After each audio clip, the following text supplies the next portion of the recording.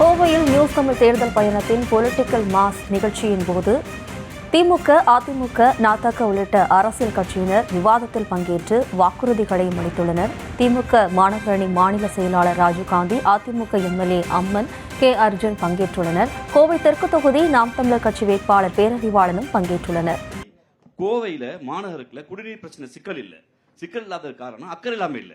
நீங்க நீர் மீது புனிதத்தை காட்டி மக்கள் குடிநீர் பஞ்சம்ங்கிற ஒரு இதை நீ குடிநீர் குறித்த சிக்கல் எனக்கு இல்லாம இருக்கு. ஏன் இல்லாம இருக்கு? 5 ஆண்டு காலம் சரியான நீர் மேலாண்மை செய்ததால் தான் குடிநீர் சிக்கல் இல்லாம இருக்கு. அதை பாக்க நீங்க. ஆனாலும் குடிநீர் சிக்கல் சில இடங்கள்ல இருக்கு அப்படின்ற குற்றச்சாட்டுகளும் இருக்கு.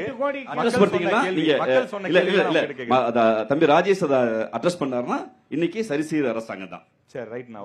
நீங்க சொல்லுங்க. தம்பி அந்த 38 கோடிக்கு கொஞ்சம் பதில் சொல்றேன். ஏன்னா மந்திரியே பதில் சொல்லல. 38 கோடிக்கு மாண்புமிகு உள்ளாட்சித்துறை அமைச்சர் எந்திரிக்கிறார். பொதுப்பணித்துறை அமைச்சர் எந்திரிக்கிறார். 3வதாக வருவாய்த்துறை.